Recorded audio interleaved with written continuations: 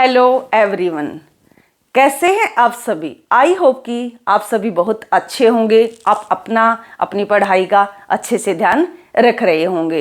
आपके अपने इको गुरु चैनल पर स्वागत है।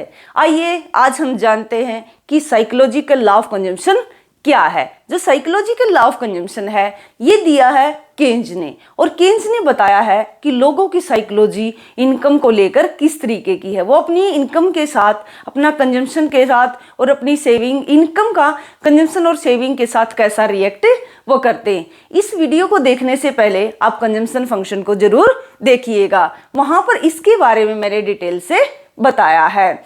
तो देखिए, जो ये साइकोलॉजिकल लॉ ऑफ कंजम्पशन है ये एक तरीके से केन्ज की थ्योरी है। केन्ज जो है वो हमारे शॉर्ट रन की बात करते हैं। देखिए, उन्होंने कहीं पर ये नहीं बताया कि मैं खुद शॉर्ट रन की बात करता हूँ।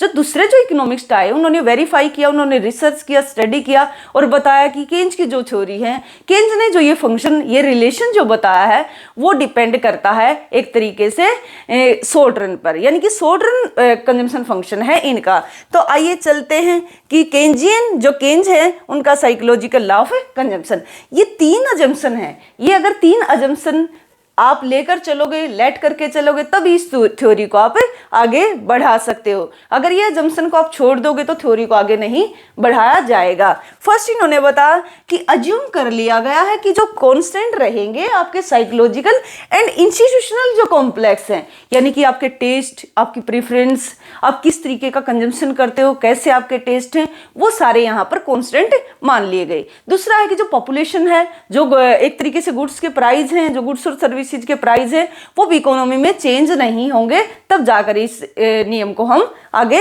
एक्सटेंड कर सकते हैं। उसके बाद आप देखिए कि नॉर्मल कंडीशन होनी चाहिए। ऐसा नहीं है कि अब नॉर्मल कंडीशन है, अब युद्ध होने वाला है या इकोनॉमी में कुछ इस तरीके की गड़बड़ होने वाली है, तो इस तरीके की गड़बड़ ना हो, किसी भी प्रकार का युद्ध, इस तरीके की कोई संभावना ना हो, तब ये लो काम करेगा। और जो थर्ड है उसको आप देखिए कितनी स्ट्रॉन्ग अजम्पशन है। वो देखिए, इसके को समझने से पहले आप मेरी वीडियो देखिए कि जो क्लासिकल है, क्लासिकल इकोनॉमिक्स में मेनली जो एडम स्मिथ है उन्होंने जो लेजिज फेयर के बारे में बताया है। क्या होता है लेजिज फेयर?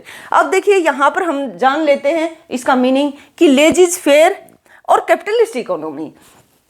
मैं आपको आपकी नॉलेज के लिए बता दूं कि लेजिज फेयर ही कैपिटलिस्ट इकोनॉमी होती है, कोई अलग अलग शब्द नहीं है।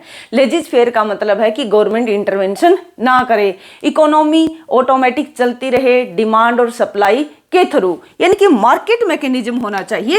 यहाँ पर ये आपको ये बता रहे हैं कि ये सप्लाई है और ये डिमांड है। जहां पर डिमांड और सप्लाई इंटरसेक्ट करते हैं वहीं पर हमारा इक्विलिब्रियम होगा, यानी कि गुड्स और सर्विसेज के इतने प्राइस होंगे और क्वांटिटी कितनी होगी, इतनी। तो यहाँ पर गवर्नमेंट इंटरवीन नहीं है। तो इन्होंने स्पष्ट बता दिया है कि गवर्नमेंट इंटरवीन नहीं करेगी in case psychological law of consumption में। लेकिन आप ये मत भूल जाना कि जब 1930 की जो ग्रेट डिप्रेशन आया था उस टाइम पर इन्होंने ये भी बोला था कि जो इकोनॉमी के अंदर जब एक तरीके से इस तरीके की प्रॉब्लम आएगी तो गवर्नमेंट को इंटरवीन करना पड़ेगा। उन्होंने वहां पर आकर इन्वेस्टमेंट करना पड़ेगा अगर मंदी आती है, अगर इस तरीके की जो प्रॉब्लम आती है। लेकिन इन्होंने पहले यहां पर मान लिया ना, इस थ्योरी में ऐसा कुछ नहीं है इन्होंने कि गवर्नमेंट इंटरवीन करेगी। इन्होंने कहा कि गवर्नमेंट इंटरवीन नहीं करेगी, इकोनॉमी स्मूथ चलती रहेगी। आइए देखते हैं इसके बाद की जो स्टोरी है। हम देखते हैं कि जो हमारी इनकम होती है वो 2 पार्ट में डिवाइड है।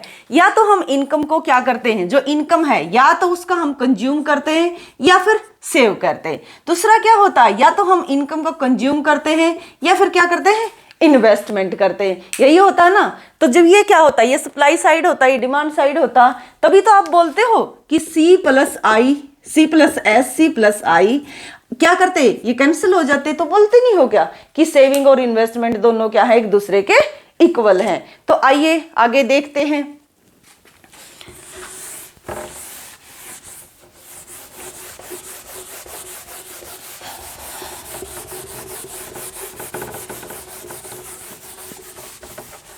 अब देखिए, ये जो टेबल है आपको दिखाई दे रही होगी। यहाँ पर देखिए कि इनकम के 2 पार्ट हैं। या तो कंज्यूमर क्या करेगा, जो इनकम है उसको कंज्यूम करेगा या फिर सेव करेगा। इन्होंने क्या कहा है कि जैसे जैसे इनकम इंक्रीज करती है, ये ध्यान रखना जो मैं आपको बता रही हूँ, जैसे जैसे इनकम इंक्रीज करती है वैसे वैसे आपका कंजम्पशन भी इंक्रीज करता है। लेकिन एक लेवल आता है जहां पर इनकम और कंजम्पशन दोनों एक दूसरे के बराबर हो जाते हैं, यानी कि जितनी इनकम है उतना ही आप कंज्यूम कर लेते हो। उसके बाद क्या होता है, इसके बाद यदि इनकम इंक्रीज करती है तो आपका कंजम्पशन भी इंक्रीज करेगा, बट उतने से नहीं जितने से आपकी इनकम, क्योंकि इसका एक पार्ट क्या है, सेव कर लिया जाएगा, यानी कि बचा लिया जाएगा। क्योंकि ऐसा ही तो होता है कि जो हमारा कंजम्पशन होता है हम उसको पूरा का, जो हमारी इनकम होती है हम उसकी पूरी का थोड़ा कंज्यूम करते हैं, कुछ कंजम्पशन करते हैं, कुछ सेव कर लेते हैं। तो इसी कारण से इन्होंने बताया कि जो एमपीसी होती है, यहाँ पर देखो कि इनकम इंक्रीज हुई, कंजम्पशन भी इंक्रीज हुआ। अभी मैं एक फॉर्मूला आपको बताऊंगी तो आप वीडियो को लगातार देखते रहिए।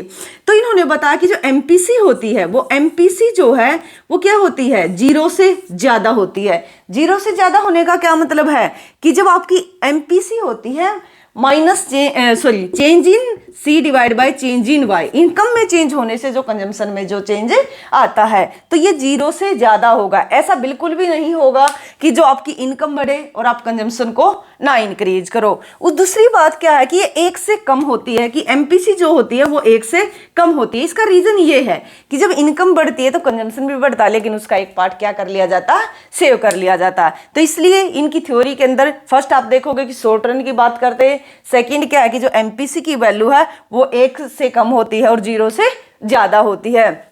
आपने ये सारी चीजें देख ली। इसके बाद आप देखिए कि जो ये है, यानी कि जो कंजम्पशन है वो किसका फंक्शन है, ओनली जो हमारी डिस्पोजेबल इनकम है। डिस्पोजेबल करंट इनकम, इसका मतलब होता है कि जो हमारी इनकम हुई है, हमें जो मिली है, उसमें से अगर हम टैक्स को डिडक्ट कर दें तो हमारी डिस्पोजेबल यानी कि खर्च करने योग्य आय आपके पास आ जाएगी। तो आपका जो कंजम्पशन है वो किसके ऊपर डिपेंड करता है, इनकम के ऊपर डिपेंड करता है। कि जैसे जैसे हमारी इनकम बढ़ेगी कंजम्पशन भी जरूर बढ़ेगा और जो हमारी सेविंग है वो भी इंक्रीज होगी। अब देखिए यहाँ पर कि जो ये एक तरीके से जो साइकोलॉजिकल लॉ ऑफ कंजम्पशन है, इसका अब हम देख लेते हैं डायग्राम। पहले आप इस टेबल को देखिए ध्यान से। यहाँ पर हमने इनकम को लिया है और ये कंजम्पशन है, ये सेविंग है। स्टार्टिंग में जब आप कुछ भी अर्न नहीं करते हो, आपकी कोई इनकम नहीं है, तो उस टाइम पर आपका कंजम्पशन कितना, इतना है, और उस टाइम पर फिर क्या, सेविंग इतनी है। तो इसका मतलब है जो हमारा कंजम्पशन फंक्शन बनता वो बनता C = C0 + BY, यानी कि जो C0 है ये ऑटोनोमस कंजम्पशन होता है, ये ऑटोनोमस है। इसका मतलब है ऑटोनोमस का कि ये इनकम से इंडिपेंडेंट है। जब आपकी इनकम 0 होगी तब भी कुछ ना कुछ आप कंज्यूम करते रहोगे। और ये होती है बेटा MPC, marginal propensity to consume, जिसको हम लिखते हैं change in C divide by change in Y, या फिर हम इसको ये बोल सकते हैं स्लोप होता है, यानी कि जो स्लोप होता है, या फिर आप बोल सकते हो कि ये चेंज होता है। चेंज ही, मार्जिनल का क्या मतलब होता है, एक्स्ट्रा, और एक्स्ट्रा का क्या मतलब होता है, चेंज। जो भी आप एक एडिशनल जो चीजें करते हो, तो यानी कि जो 1 से मान लिया जाए कि 5 चीजें, 5 से 6 पर गए तो 6 में से 5 गया 1, तो आपका मार्जिनल, एडिशनल या चेंज या स्लोप ये कहलाएगा। तो देखिए इनका इस तरीके का रुझान है कि जो हमारा कंजम्पशन है वो 2 चीज़ों के ऊपर डिपेंड करता है जो आप टोटल कंज्यूम करते हो। एक हमारा उसमें ऑटोनोमस कंजम्पशन होता है कि इतना तो हम कंज्यूम करेंगे ही करेंगे। जैसे कि आप के पास भले ही कुछ ना हो, जैसे कि कोरोना है, कोरोना के अंदर क्या हुआ कि कुछ लोगों की जो डेली बेसिस पर काम करते थे उनकी इनकम नहीं रही, तो वो क्या है, 2 रोटी तो खाते ही होंगे ना, कहीं से नमक मिर्च के साथ, कहीं से कुछ भी लेकर। तो ये वो कंजम्पशन है जिस टाइम पर किसी से उधार लिया होगा, तो उधार लेकर ही उन्होंने क्या किया, इस कंजम्पशन को कंप्लीट किया। ये इनकम से इंडिपेंडेंट है, बट लेकिन है शॉर्ट रन के अंदर। देखिए ऐसा नहीं है कि सालों साल तक आपको कोई देता रहेगा पैसे, ऐसा बिल्कुल भी नहीं होता। आपके पड़ोसी, आपके रिश्तेदार, जहां से भी बैंक, कोई भी आप ले लीजिए, जहां से भी पैसा मिलता है, वो सिर्फ थोड़े समय के लिए वो आपकी हेल्प करते हैं, उसके बाद लॉन्ग रन में वो आपकी हेल्प नहीं करेंगे। तो ध्यान रखना कि ये शॉर्ट रन कंजम्पशन फंक्शन है। ऑटोनोमस जो फैक्टर होते हैं ये हमारी इकोनॉमी को शिफ्टिंग देते हैं, और जो हमारा स्लोप होता है सिर्फ वो स्टीपनेस और फ्लैटनेस को ही बताता है। तो देखिए इस टेबल को कि जब हमारी इनकम 0 है, यानी कि यहाँ पर ऐसे लिख सकते हो आप कि C0 + BY, यहाँ पर ये इनकम 0 करो। इनकम को अगर आप 0 कर देते हो तो ये B मल्टीप्लाई में है और ये क्या है, प्लस में है C0, और इधर क्या है, एक तरीके से C है। तो ये तो क्या हो जाएगा, पूरा 0 हो जाएगा, तो तब भी आप इतना कंज्यूम कर पा रहे हो। तो इसलिए बताया कि जब हमारी इनकम जीरो हो तो हमारा कंजम्पशन 20 यानी कि पॉजिटिव है, तो सेविंग कहाँ नेगेटिव है। उसके बाद आप देखोगे जैसे जैसे आपकी इनकम इंक्रीज हुई, 60 हुई, आपका कंजम्पशन 70 हुआ, आपकी सेविंग क्या रही, अभी भी नेगेटिव है। उसके बाद देखो ये वो लेवल है जहां पर आपकी इनकम ये ऊपर वाला ये लेवल है कि जहां पर आपकी इनकम और कंजम्पशन दोनों एक दूसरे के बराबर हैं, यानी कि जितना आप इनकम कमाते हो उतना ही आप कंज्यूम करते हो। इससे पहले वाले एरिया में क्या था कि आपकी इनकम कम है और कंजम्पशन ज्यादा है, उसी टाइम पर आपकी जो सेविंग है वो क्या है, नेगेटिव है। अब देखिए इसके बाद जैसे जैसे आपकी इनकम इंक्रीज करती है वैसे वैसे आपका क्या है, कंजम्पशन भी इंक्रीज करता है, बट जो एक पार्ट है वो कहां पर चला जाता है, सेविंग में। देख लीजिए यहाँ पर इनकम हुई 180, आपने कंजम्पशन किया 170 और आपकी बचत कर ली आपने 10 रुपये। उसके बाद जैसे ही 240 हुई तो ये 220 हुआ और आपके जो सेविंग है वो कितनी होगी 20। तो इसके बाद के जो पॉइंट्स हैं वो आपको ये बताते हैं कि जैसे जैसे एक पॉइंट ऐसा आएगा जहां पर हमारी इनकम कंजम्पशन के बराबर हो जाएगी तो वहां पर हमारी सेविंग जो है वो जीरो हो जाएगी। और उसके बाद अगर हमारी इनकम इंक्रीज करती है तो हमारा कंजम्पशन भी इंक्रीज करेगा, बट उतना नहीं जितनी की हमारी इनकम। तो आइए इसको देखते हैं हम एक डायग्राम से।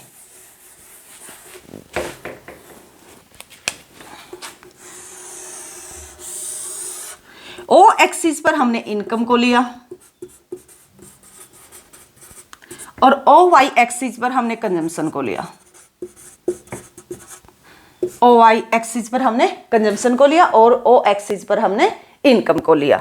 अभी ये फॉर्मूला आपको बहुत काम आने वाला, C = C0 प्लस BY। जो हमारी इनकम है वो यहां से स्टार्ट होगी, ये हमारा इनकम है, ये हमारा कंजम्पशन का रहा है, ये हमारा कंजम्पशन है और ये दिखाता आपको यही कंजम्पशन फंक्शन है C0 प्लस BY। देखिए जब आपकी इनकम जीरो है उस टाइम पर भी आप कुछ ना कुछ कंजम्पशन जरूर करते हो, यानी कि C0 आपका कंजम्पशन होगा। जितना आप ये कंज्यूम करते हो उतना कहाँ से करते हो, सेविंग से। तो इसलिए जो आपकी सेविंग होगी उस टाइम पर क्या होगी, नेगेटिव होगी। ये आपका सेविंग का रहा है। अब देखिए यहाँ पर कि जैसे जैसे हमारी इनकम इंक्रीज करती है कंजम्पशन भी इंक्रीज करता है। एक लेवल ऐसा आता है जहां पर इनकम और कंजम्पशन दोनों एक दूसरे के इक्वल हो जाते हैं। उसके बाद उसी पॉइंट पर सेविंग हमारी क्या हो जाती है, जीरो हो जाती है। यहाँ पर ये सेविंग है, नेगेटिव सेविंग है, क्योंकि आप जो कंजम्पशन कर रहे हो कहीं से उधार लेकर कर रहे हो, आपके पास कोई भी इनकम नहीं है। अब जैसे जैसे आपकी इनकम बढ़ी वैसे वैसे आपका जैसे जैसे आपकी इनकम इंक्रीज हुई वैसे वैसे आपका कंजम्पशन का लेवल भी इंक्रीज हुआ। इसके बाद आप देखोगे कि इनकम इंक्रीज हुई बट कंजम्पशन भी इंक्रीज हुआ, लेकिन उतने से नहीं जितने से इनकम। तो यहाँ पर क्या हुआ कि इनकम ज्यादा है और सेविंग क्या है, सॉरी इनकम ज्यादा है और कंजम्पशन क्या है, कम। इसका मतलब क्या हुआ, यहाँ पर सेविंग पॉजिटिव हो गई है, यानी कि जो आप कंज्यूम नहीं करते जितनी इनकम का उसको क्या कर लेते हो आप, सेव कर लेते हो। इससे पहले वाला पोर्शन देखिए कि यहाँ पर इनकम कम और कंजम्पशन ज्यादा है, तो इस टाइम पर क्या है, आपकी जो सेविंग है वो नेगेटिव है। यही है साइकोलॉजिकल लॉ ऑफ कंजम्पशन कि किस तरीके का रिएक्ट करता है कंज्यूमर अपनी इनकम को लेकर, यानी कि कंज्यूमर का जो बिहेवियर है वो किस तरीके का है। तो ये है उसका बिहेवियर कि जो हमारी इनकम इंक्रीज करेगी तो कंजम्पशन भी इंक्रीज करेगा, बट उतने से नहीं जितने से हमारी इनकम। थैंक यू यहाँ तक वीडियो को देखने के लिए। आप वीडियो को लाइक कीजिए, शेयर कीजिए, सब्सक्राइब कीजिए। आपके एक लाइक से हमें बहुत मोटिवेशन मिलता है ताकि हम वीडियो को आगे कंटिन्यू कर सके। और आप कमेंट में बताइए कि आपको कौन सी वीडियो चाहिए, कौन से टॉपिक पर हम आपके लिए वीडियो लेकर